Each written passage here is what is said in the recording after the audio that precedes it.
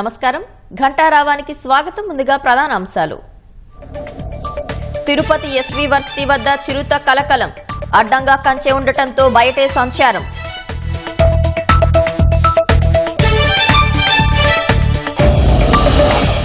పర్చూరులో timber డిపోలో భారీ అగ్ని ప్రమాదం, 2 కోట్ల వరకు నష్టం వాటిల్లినట్లు అంచనా.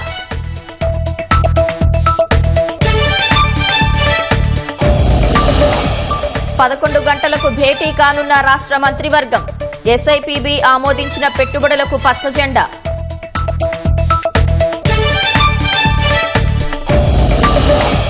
వైసీపీ సర్కార్ అక్రమాలపై చట్ట ప్రకారమే వెళ్తున్నామన్న లోకేష్, పెట్టుబడులపై చర్చకు రావాలని జగన్ కు సవాల్.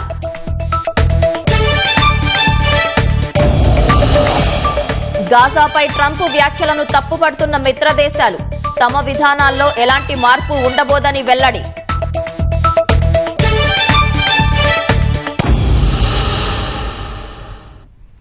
తిరుపతి ఎస్వి వేద విశ్వవిద్యాలయం ఆవరణలో చిరుత సంచారం కలకలం రేపింది. విశ్వవిద్యాలయం వసతి గృహాల వద్ద చిరుత సంచరించింది. గతంలో చిరుత సంచారంతో ఆ ప్రాంతంలో అధికారులు ఇనుప కంచె వేశారు. దీంతో చిరుత లోపలికి ప్రవేశించలేక కంచె బయటే సంచరిస్తోంది.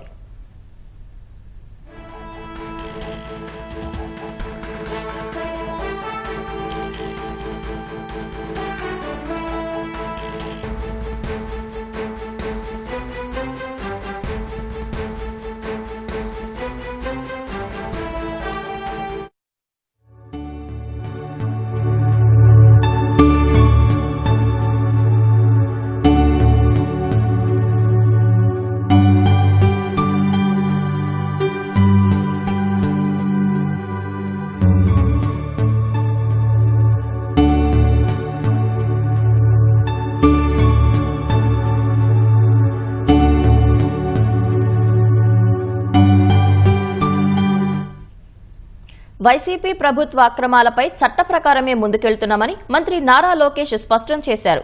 లేదంటే ప్రతీకార రాజకీయాలకు పాల్పడినట్లు ఆరోపిస్తారని అన్నారు. జగన్ దోపిడీ నుంచి ఇంకా రాష్ట్రం తేరుకోలేదన్న లోకేష్, మద్యం వ్యవహారంలో వెలుగులోకి వచ్చే విషయాలు చూసి ప్రజలు ఆశ్చర్యపోతారన్నారు.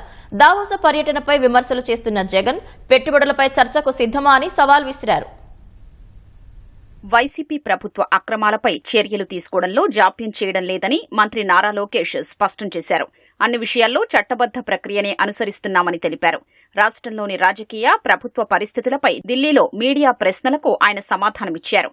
వైసీపీ నేతల అక్రమ మద్యం, ఇసుక, ల్యాండ్ మాఫియాలపై చర్యలు తీసుకుంటామని ఎన్నికల ముందు కూటమి పార్టీలు సంయుక్తంగా చెప్పాయన్నారు. ప్రస్తుతం వాటన్నింటిపై దర్యాప్తు జరుగుతోందని, తప్పు చేసిన వారిపై చట్ట ప్రకారం చర్యలు ఉంటాయని తెలిపారు. వైసీపీ మళ్లీ అధికారంలోకి రాదన్నారు. జగన్ ఇప్పుడు 2.0 అంటున్నారని, కానీ జగన్ 1.0 నుంచే ప్రజలు ఇంకా కోలుకోలేదంటూ లోకేష్ ఎద్దేవా చేశారు. సూటిగా గౌరవ మాజీ ముఖ్యమంత్రి గారిని, పులివెందుల ఎమ్మెల్యే గారిని ప్రశ్నిస్తున్నాను. 5 సంవత్సరాల్లో మీరు తీసుకొచ్చిన పెట్టుబడులు ఎన్ని గ్రౌండ్ అయినాయి? మేము 8 నెలల్లో తీసుకొచ్చిన పెట్టుబడులు ఏంటి? చర్చకి నేను సిద్ధం, ఆయన సిద్ధమా? మళ్ళీ కోడిగుడ్డుని పంపిస్తాడు. మాకు కోడిగుడ్లు వద్దు, మాకు ఆమ్లెట్లు వద్దు, డైరెక్ట్గా ఆయన రమ్మనండి, ఐఎమ్ రెడీ టు టాక్. ప్రజలు ఇంకా 1.0 నుంచే కోలుకోలేకపోతున్నారు స్వామి. ఎంతమంది దళితులు చంపారండి, ఎంతమంది బడుగు బలహీన వర్గాలు చంపారు, ఎంతమంది మైనారిటీ సోదరులు చంపారు గత ప్రభుత్వంలో. ఇక్కడున్న నాయకులందరిపైన కేసులు పెట్టారు. ప్రజలకి స్వేచ్ఛ ఎక్కడుండేది గత ప్రభుత్వంలో? మేము బయటికి రావాలనుకుంటే మా గేట్లకే తాడు కట్టారు కదా అన్నాడు. నా పైన 23 కేసులు పెట్టారు. అటెంప్ట్ మర్డర్ కేసు పెట్టారు, ఎస్టీఎస్కి కేసు పెట్టారు. శాశ్వత భూ హక్కు చట్టం అని తీసుకొచ్చి ప్రజల భూముల్ని కాజేయడానికి ప్రయత్నించారు. ప్రజలు మర్చిపోయారనుకుంటున్నారా? ఆయన ఎవరు మర్చిపోలేదు. ఎన్నికల ముందర కూడా నా ఎంట్రీగా ఎవరు పీకలేరన్నారు. ఏమైంది? ప్రజలు ఎన్ని ఎంట్రీలు పీకారో చెప్పండి. విశాఖపట్నం స్టీల్ ప్లాంటును బలోపేతం చేస్తామని మంత్రి లోకేష్ స్పష్టం చేశారు. కేంద్ర ప్రభుత్వ సహకారంతో ప్యాకేజీ ప్రకటన వెలువడిందన్నారు. విశాఖలో ఆర్సెలార్ మిత్తల్ స్టీల్ ప్లాంట్లో 2029 జనవరి నుంచి ఉత్పత్తి ప్రారంభించాలని లక్ష్యంగా పెట్టుకున్నట్లు వివరించారు. బీపీసీఎల్ రిఫైనరీపై త్వరలో అధికారిక ప్రకటన వస్తుందన్నారు. రాష్ట్రంలో కూటమి అధికారంలోకొచ్చాక 6 లక్షల కోట్ల పెట్టుబడులకు ఎంఓయూలు కుదుర్చుకున్నట్లు వివరించారు. దీనివల్ల 4 లక్షల ఉద్యోగాలు వస్తాయన్నారు. అసత్యాల ప్రచారంలో వైసీపీ ఆరితేరిందన్న లోకేష్, పోలవరం ఎత్తు తగ్గించామంటూ విమర్శిస్తున్నారని ధ్వజమెత్తారు. ఎత్తు ఎవ్వరు తగ్గించలేదు. పోలవరం ప్రాజెక్ట్ ఒరిజినల్ లెవెల్కే మేము కడుతున్నాము. We will fill water systematically. Jaganmohan Reddy గారు చేతకంతనం వల్ల మొత్తం డ్యామేజ్ అయింది ప్రాజెక్ట్ అండి. ప్రాజెక్ట్ సంక్షోభంలో పడింది. ఇప్పుడు వీఆర్ ఫస్ట్ ప్రాజెక్ట్ సెట్ చేసి దాన్ని ఆర్ఎన్ఆర్ ప్యాకేజ్ చేస్తాం. 41 ఎవడో ఒప్పుకోలేదు. అదేంటో నాకు అర్థం అవట్లా. అది ఎక్కడి నుంచి వచ్చింది అంటే జగన్ గారికి ఇది ఒక చెడ్డ అలవాటు ఉందండి. రాత్రి ఆత్మలతో మాట్లాడతాడు. సీరియస్గా ఆత్మలతో మాట్లాడతాడు ఆయన. సో ఆయన ఏ ఆత్మతో మాట్లాడి 41 వచ్చిందో ఆయన చెప్పాలి. రాష్ట్రంలో విద్యారంగాన్ని జగన్ విధ్వంసం చేశారని లోకేష్ విమర్శించారు. ప్రభుత్వ స్కూళ్లలో విద్యార్థుల సంఖ్య 45 లక్షల నుంచి 32 లక్షలకు పడిపోయిందన్నారు. గత ప్రభుత్వం ఒకే సామాజిక వర్గానికి చెందిన వారినే వీసీలుగా నియమించి విశ్వవిద్యాలయాల్ని రాజకీయ కేంద్రాలుగా మార్చిందని మండిపడ్డారు. కొత్త వీసీల పేర్లు ఖరారు చేసి గవర్నర్, ముఖ్యమంత్రికి పంపామన్న లోకేష్ వారంలో పేర్లు ఖరారవుతాయని చెప్పారు. నేడు సమావేశం కానున్న మంత్రివర్గం పెట్టుబడుల ప్రోత్సాహక మండలి సమావేశంలో ఆమోదం తెలిపిన పరిశ్రమలకు భూ కేటాయింపులపై పచ్చజెండా ఊపనుంది. రిజిస్ట్రేషన్ విలువల పెంపు సహా కొన్ని కీలకమైన అంశాలపైన నిర్ణయం తీసుకునుంది. అసెంబ్లీ సమావేశాలపైన చర్చించనుంది. ఉదయం 11 గంటలకు కేబినెట్ సమావేశం కానుంది. జనవరి 30న రాష్ట్ర పెట్టుబడుల ప్రోత్సాహక మండలి భేటీలో 15 ప్రాజెక్టులకు ఆమోదం తెలిపి 44,776 కోట్ల పెట్టుబడులకు సీఎం పచ్చజెండా ఊపారు. ఈ ప్రాజెక్టులకు మంత్రివర్గంలోనూ ఆమోదం తెలియజేయనున్నారు. అల్లూరు జిల్లాలో 14,328 కోట్లతో 2,300 మెగావాట్ల ప్రాజెక్టును నవయుగ ఇంజనీరింగ్ లిమిటెడ్ ఏర్పాటు చేయనుంది. ఈ ప్రతిపాదనతో పాటు అన్నమయ్య జిల్లాలో 10,300 కోట్లతో మేఘా ఇంజనీరింగ్ సంస్థ ఏర్పాటు చేయనున్న పంప్డ్ స్టోరేజ్ ప్రాజెక్టుకు కేబినెట్ పచ్చజెండా ఊపే అవకాశం ఉంది. కాకినాడ, అనంతపురం, సత్యసాయి, వైఎస్సార్ జిల్లాలో ఏర్పాటయ్యే ప్రాజెక్టులకు ఆమోదం తెలిపే అవకాశం ఉంది. ఈ నెల 24 నుంచి అసెంబ్లీ సమావేశాలు ప్రారంభించే అంశంపై మంత్రివర్గంలో చర్చించి నిర్ణయం తీసుకునే అవకాశం ఉంది. ఈ నెల 1 నుంచి రాష్ట్రంలో పెరిగిన భూముల రిజిస్ట్రేషన్ ఛార్జీలకు మంత్రివర్గం ఆమోదం తెలపనుంది. ఉన్నత విద్యామండలికి ప్రత్యేక కమిషనరేట్ ఏర్పాటు చేసే అంశం కేబినెట్ ముందుకు రానుంది. ఉన్నత విద్యామండలి, సాంకేతిక విద్యాశాఖ నిర్వహిస్తున్న కొన్ని అధికారాలను కమిషనరేట్ ద్వారా ఇచ్చే ప్రతిపాదనలకు కేబినెట్ అంగీకారం తెలపనుంది. కమిషనరేట్ పరిధిలోకి ఇంజనీరింగ్, ఫార్మసీ, వ్యవసాయ కోర్సుల ప్రవేశాలకు సంబంధించిన AP ECET, ICET, headset, LAWCET counselling వంటి వాటిని తేనున్నారు. ఉన్నత విద్యామండలిని భవిష్యత్తులో కేవలం ప్రవేశ పరీక్షలకు మాత్రమే పరిమితం చేయనున్నారు. స్వర్ణాంధ్ర విజన్ 2047లో భాగంగా అమలు చేయనున్న P4 విధానాన్ని ఉగాది నుంచి ప్రారంభించేందుకు ప్రభుత్వం నిర్ణయించినందున కేబినెట్ లో చర్చించనున్నారు. 22A ఫ్రీ హోల్డ్ భూముల అంశంపై మంత్రివర్గానికి స్టేటస్ నోట్ను ఆయా జిల్లాల ఇన్ఛార్జ్ మంత్రులు ఇవ్వనున్నారు. వైసీపీ హయాంలో మద్యం అక్రమాలపై సిట్ విచారణ, సూపర్ 6 లో భాగంగా అమలు చేస్తామని ప్రకటించిన కొన్ని పథకాలపైన చర్చ జరిగే అవకాశం ఉంది. బాపట్ల జిల్లా పర్చూరులో టింబర్ డిపోలో భారీ అగ్ని ప్రమాదం జరిగింది. చీరాల రోడ్డులోని నాగేశ్వరి టింబర్ డిపోలో ఒక్కసారిగా మంటలు చెలరేగి కలప తగలబడిపోయింది. పర్చూరు పోలీసులు చీరాల, చిలుకలూరిపేటకు చెందిన అగ్నిమాపక కేంద్రాలకు సమాచారం అందించారు. చీరాల, చిలుకలూరిపేట, బాపట్ల నుంచి అగ్నిమాపక సిబ్బంది సంఘటనా స్థలానికి చేరుకుని 5 గంటలు తీవ్రంగా ప్రయత్నించి మంటలను అదుపులోకి తెచ్చారు. విద్యుత్ షార్ట్ సర్క్యూట్ వల్లే అగ్ని ప్రమాదం సంభవించి ఉంటుందని తెలుస్తోంది. ప్రమాదంలో ఒక కారుతో పాటు సుమారు 2 కోట్ల మేర నష్టం వాటిల్లిందని టింబర్ డిపో యజమాని కోడూరి శేష బ్రహ్మచారి ఆవేదన వ్యక్తం చేశారు. సుమారుగా 1 గంట ఆ ప్రాంతంలో నిద్రపోయే సమయంలో లారీ డ్రైవర్ ద్వారా ఫోన్ కాల్ నుంచి లేచి చూసేటప్పటికి మంటలతోటి బాగా కాలిపోతూ కనపడింది. ఏమి చేయలేని పరిస్థితుల్లో నాకు సంబంధించిన వెహికల్, కారు ఒకటి, 2 వీలర్ బైక్ ఒకటి మాడిపోయింది. సుమారుగా 2 కోట్ల దాకా దాని లోపల స్టాక్ ఉంది. ఇంటికి సంబంధించిన కలప, వాటికి సంబంధించిన దర్వాజా కమ్ములు, కిటికీ కమ్ములు, డోర్ సెక్షన్ అన్నీ ఉండే. దానికి సంబంధించి చిత్ర మిషన్లు ఒక 3 మిషన్లు ఉన్నాయి. టేక్ కర్రే ఉండదు. అంటే నాన్ టేక్ అనేది అసలు ఉండదు, మొత్తం టేక్ కలిపే ఉంటుంది. భారీ సైజులు ఉంటాయి అన్ని. ఇంటికి సంబంధించినవి అన్ని కటింగ్ సైజు పెట్టుకుని ఉంటాం. అనుకోకుండా కొన్ని ఈ మధ్య పనులు తక్కువ ఉన్నందువల్ల మ్యానుఫ్యాక్చరింగ్ చేసి డోర్లు, దర్వాజాలు, కిటికీలు తయారు చేసి పెట్టాం. లేదండి, మేము 12 గంటల దాకా మేల్కొని ఉన్నాం. 1:25 నిమిషాల్లో ఒక లారీ డ్రైవర్ ఫోన్ చేస్తే నేను లేచి చూసేటప్పటికి జరిగి ఉంది. కారణాలు లోపల సీసీ ఫుటేజ్లు అయితే ఉన్నాయి.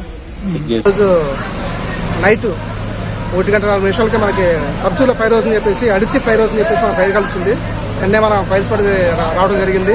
సో ఫైర్ ఎక్కువగా ఉండటం వల్ల మనం బాపట్ల వెహికల్ దగ్గరలో మనకి చిలకలూరుపేట వెహికల్ కూడా ఫైర్ కూడా తెప్పించడం జరిగింది ఇక్కడికి. సో ఫైర్ అయితే ఎక్కువ మొత్తంలో లాస్ జరిగింది.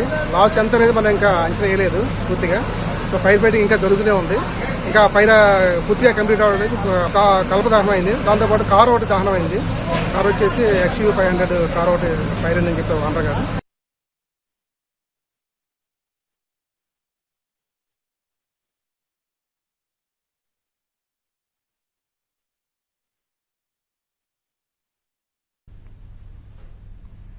రాజధాని అమరావతి పునర్నిర్మాణ పనుల ప్రారంభానికి ఎమ్మెల్సీ ఎన్నికల కోడ్ అడ్డంకిగా మారింది.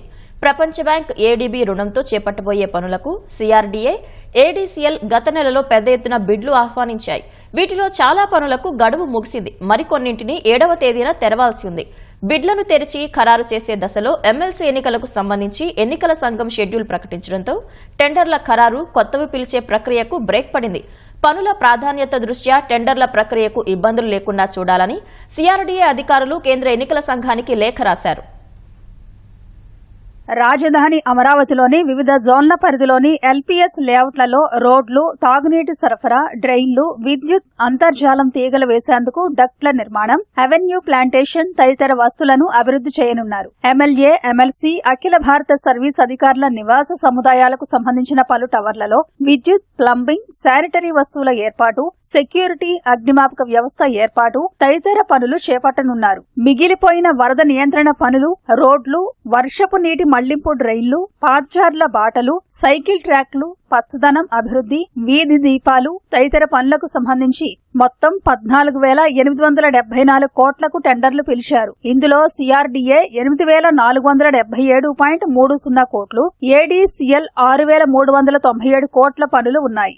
పనుల పర్యవేక్షణకు PMC ఎంపిక కోసం RFPలను కూడా పిలిచారు. త్వరలోనే ప్రపంచ బ్యాంక్, ADBల నుంచి మొదటి విడత రుణం మంజూరు కానుంది. ఈ నెలలోనే గుత్తేదారులను ఖరారు చేసి పనులు ప్రారంభించే లక్ష్యంతో ప్రభుత్వం కృతనిశ్చయంతో ఉంది. కోడ్ వచ్చే నెల 3వ తేదీ వరకు అమల్లో ఉంది. పనుల ప్రాధాన్యత దృష్ట్యా టెండర్ల ప్రక్రియకు ఇబ్బందులు లేకుండా చూడాలని CRDA అధికారులు కేంద్ర ఎన్నికల సంఘం తలుపు తట్టారు. కేవలం పట్టభద్రులకు సంబంధించిన ఎన్నికలు అయినందున నియమావళిని సడలించాలని కోరారు. అనుకూలంగా నిర్ణయం ఉండొచ్చని వారు ఆశాభావంతో ఉన్నారు. మరో 40,000 కోట్ల రూపాయల విలువైన పనులకు సంబంధించి దశలవారీగా టెండర్లు పిలిచేందుకు కసరత్తు చేస్తున్నారు. ఈ నెలలోనే అసెంబ్లీ, సచివాలయం, ఐకానిక్ టవర్ల బిడ్లు పిలవనున్నారు. ఈసీ ఈ ప్రక్రియకు పచ్చజెండా ఊపితే వేగంగా పట్టాలెక్కే అవకాశం ఉంది. భవన నిర్మాణదారు నిర్లక్ష్యం 3 కూలీలను పొట్టనబెట్టుకుంది. పిల్లర్ల నిర్మాణంలో భాగంగా భూమికి 20 అడుగుల లోతున సెల్లార్ కోసం తవ్విన ప్రాంతంలో పనిచేస్తుండగా పైనుంచి మట్టి కూలి ఒకే కుటుంబానికి చెందిన 3 మరణించారు. హైదరాబాద్ LB నగర్ కూడలి సమీపంలో జరిగిన విషాద ఘటనలో మరొకరు తీవ్ర గాయాలతో బయటపడ్డారు. LB నగర్ కూడలి సమీపంలో ఓ హోటల్ వెనుక 1000 చదరపు గజాల స్థలంలో రమేష్, విజయ్ అనే 2 వాణిజ్య భవనం నిర్మిస్తున్నారు. పిల్లర్లు, సెల్లార్ల నిర్మాణం కోసం దాదాపు 25 అడుగుల లోతు వరకు మట్టి తవ్వించారు. పనులను పర్యవేక్షిస్తున్న మేస్త్రి భిక్షపతి పిల్లర్ల కోసం ఐరన్ బెడ్ లో కాంక్రీట్ పోసేందుకు కూలీల కోసం పెద్దంబర్పేటలో నివాసముంటున్న ఆలకుంట్ల వీరయ్యను సంప్రదించాడు. దీంతో వీరయ్య తన కుమారుడు రాము, మేనల్లుడు శ్రీనివాస్ తో కలిసి నిర్మాణ ప్రదేశానికి వెళ్లాడు. పని చేస్తుండగా పైనుంచి కొద్దిగా మట్టి జారిపడటంతో ఇక్కడ పనిచేయడం ప్రమాదమని నిర్వాహకులకు చెప్పారు. అయినా వారు అలానే పనులు చేయించారు. అదే సమయంలో ఒక్కసారిగా పెద్ద శబ్దంతో మట్టి జారి వీరయ్య, రాము, శ్రీనివాసుల మీద పడింది. భిక్షపతి వారికి కొద్ది దూరంలో ఉండటంతో ప్రమాదం నుంచి బయటపడ్డాడు. వెంటనే అక్కడ ఉన్నవారు 100కు ఫోన్ చేసి పోలీసులకు సమాచారం అందించారు.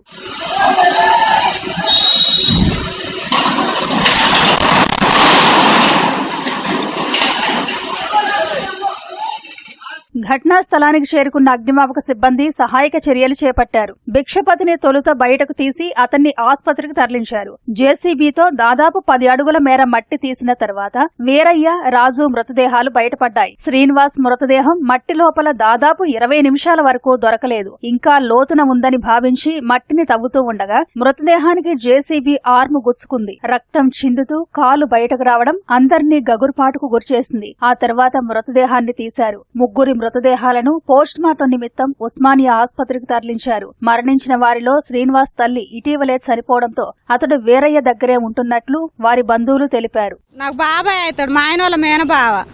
ఇద్దరు తండ్రి కొడుకులు, ఒక ఆయన తల్లి కూడా లేదు, ఆయనకు చనిపోయిన ఆయన బామ్మది కొడుకు ఒక ఆయన. ముగ్గురు ఒక్కింటి వాళ్ళే సార్. పొద్దున్న పనికి వచ్చిర్రు. అమ్మ కొనిజారుల మల్లపల్లి గ్రామం పెద్దంబరపేటలు ఉంటాం. పొద్దున 8 గంటలకే వచ్చిర్రు సార్. డైలీ ఈయన కిందనే చేస్తారు 3 సంవత్సరాల నుంచి. భవనాన్ని రమేష్, విజయ్ అనే ఇద్దరు బిల్డర్లు కలిసి నిర్మిస్తున్నట్లు పోలీసులు గుర్తించారు. నిర్మాణ పనుల్లో భాగంగా ముగ్గురు మరణించినా వీరిద్దరూ సాయంత్రం వరకు అందుబాటులో లేరని తెలిపారు. బిల్డింగ్ కాంట్రాక్టర్ ను స్టేషన్ కు పిలిచి విచారించారు. ఘటనా స్థలానికి చేరుకున్న ఎల్బీ నగర్ ఎమ్మెల్యే సుధీర్ రెడ్డి బాధిత కుటుంబ సభ్యులను పరామర్శించారు. మరణించిన వారి కుటుంబాలకు బిల్డర్ 25 లక్షల చొప్పున పరిహారం ఇవ్వాలని డిమాండ్ చేశారు. పర్మిషన్ ఉందా, లేకపోతే పర్మిషన్ ఉన్నప్పుడు దానికి తగిన రక్షణ చర్యలు తీసుకున్నారా లేదా అని చెప్పేసి ఏమీ జిహెచ్ఎంసీ చూసుకోకపోవడం వల్ల ఈ యొక్క పరిస్థితి తల ఎక్కనైనా జిహెచ్ఎంసీ కఠిన చర్యలు తీసుకుని దానికి స్పష్టమైన ఒక నిబంధనలను పెట్టి ఆ నిబంధనల మేరకే సెల్లార్లు తవ్వాలని, లేకపోతే తవ్వకూడదని చెప్పేసి ఒక నిబంధన పెట్టాలి. ఎవరైనా అక్రమంగా సెల్లార్లు తవ్వితే నిజంగా వాళ్ళ మీద కఠిన చర్యలు తీసుకోవాలి. చనిపోయిన వారికి నిజంగా ప్రగాఢ సానుభూతిని, సంతాపాన్ని తెలుపుకుంటూ బిల్డరు చనిపోయిన మనిషికి 25 లక్షలు ఇవ్వాలి, గాయపడ్డ వాళ్లకు ఒక 10 లక్షల రూపాయలు ఇవ్వాలని చెప్పేసి ఈ సందర్భంగా మేము బిల్డర్ మీద ఒత్తిడి తీసుకొస్తాం. మా పార్టీ నుంచి కూడా డిమాండ్ చేస్తాం. ఎల్బీ నగర్ వద్ద గోడ కూలిన ప్రమాదంలో ముగ్గురు మరణించడంపై జీహెచ్ఎంసీ తీవ్రంగా స్పందించింది. సరైన జాగ్రత్తలు పాటించకుండా సెల్లార్ తవ్వకం ప్రారంభించడం వల్లే గోడ కూలినట్లు నిర్ధారించింది. ఈ ప్రమాదంలో ముగ్గురు మరణించడం, ఒకరు గాయపడడం పట్ల ఆవేదన వ్యక్తం చేసిన జీహెచ్ఎంసీ ఆ భవన యజమానులతో పాటు బిల్డర్పై క్రిమినల్ కేసు నమోదు చేయాలని ఎల్బీ నగర్ పోలీసులకు లేఖ రాసింది. నిబంధనలు ఉల్లంఘించి నిర్మాణాలు చేపట్టడం, ప్రాణ నష్టానికి కారణాలపై యజమానికి షోకాస్ నోటీసులు జారీ చేయడంతో పాటు భవన నిర్మాణ అనుమతులు రద్దు చేయనున్నట్లు ప్రకటించింది. గాజాను స్వాధీనం చేసుకుంటామన్న అమెరికా అధ్యక్షుడి వ్యాఖ్యలను మిత్రదేశాలు తప్పుపడుతున్నాయి. ఇజ్రాయెల్, పాలస్తీనా 2 వేర్వేరు దేశాలుగా ఉండాలనేదే తమ దీర్ఘకాలిక విధానమని ఆస్ట్రేలియా పేర్కొంది. ట్రంప్ ప్రకటనతో తమ విధానంలో ఎలాంటి మార్పు ఉండబోదని స్పష్టం చేసింది. పాలస్తీనియన్ల తరలింపునకు, ఇజ్రాయెల్ దురాక్రమణకు మద్దతు ఇవ్వబోమని సౌదీ అరేబియా పేర్కొంది. గాజాలో నివాసం ఉంటున్న 20 లక్షల మందికి పైగా పాలస్తీనియన్లను ఇతర ప్రాంతాలకు తరలించాలన్న ట్రంప్ ప్రతిపాదనను జోర్డాన్, ఈజిప్ట్ సహా ఇతర అరబ్ దేశాలు తిరస్కరించాయి. గాజాలో ఉంటున్న పాలస్తీనియన్లు ఇతర ప్రాంతాలకు తరలి వెళ్లాలన్న ట్రంప్ వ్యాఖ్యలను అమెరికా మిత్ర దేశాలు తప్పుబడుతున్నాయి. స్వతంత్ర పాలస్తీనా దేశముండాలనే తమ విధానానికి కట్టుబడి ఉన్నామని సౌదీ అరేబియా పేర్కొంది. ఇజ్రాయెల్ సెటిల్మెంట్ విధానాలకు, పాలస్తీనా భూములను స్వాధీనం చేసుకోవడం లేదా పాలస్తీనియన్లను తరలించే ప్రయత్నాలకు మద్దతు ఇవ్వబోమని తెలిపింది. పాలస్తీనా ప్రజల చట్టబద్దమైన హక్కులను ఉల్లంఘించడాన్ని పూర్తిగా తిరస్కరిస్తున్నామని పేర్కొంది. 2 దేశాలు ఉండాలనేదే తమ దీర్ఘకాలిక విధానమని ఆస్ట్రేలియా పేర్కొంది. ట్రంప్ ప్రకటనతో తమ విధానంలో ఎలాంటి మార్పు ఉండబోదని స్పష్టం చేసింది. ఇజ్రాయెల్, పాలస్తీనా అంశంలో 2 దేశాల సిద్ధాంతానికే కట్టుబడి ఉన్నామని న్యూజిలాండ్ విదేశాంగ శాఖ ప్రకటన విడుదల చేసింది. నిరంతరం వచ్చే ప్రతిపాదనలపై స్పందించబోమని తెలిపింది. గాజాలో నివాసముంటున్న 20 లక్షల మందికి పైగా పాలస్తీనియన్లను ఇతర ప్రాంతాలకు తరలించాలన్న ట్రంప్ ప్రతిపాదనను జోర్డాన్, ఈజిప్టు సహా ఇతర మధ్యప్రాచ్య దేశాలు తిరస్కరించాయి.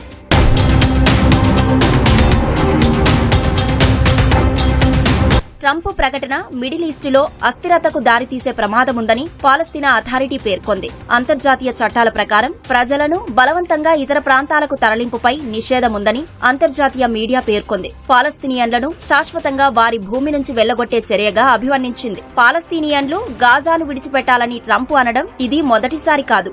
ఇజ్రాయెల్, హమాస్ మధ్య కాల్పుల విరమణ ఒప్పందం కుదిరినప్పుడు కూడా ట్రంప్ ఇలాంటి వ్యాఖ్యలే చేశారు. జోర్డాన్, ఈజిప్టులు గాజాలోని పాలస్తీనియన్లను తమ దేశంలోకి ఆహ్వానించాలని అన్నారు. నిరాశ్రయులకు ఆశ్రయం కల్పించాలని సూచించారు. అయితే ట్రంప్ ప్రతిపాదనను ఆ సమయంలో ఇరు దేశాలు తిరస్కరించాయి.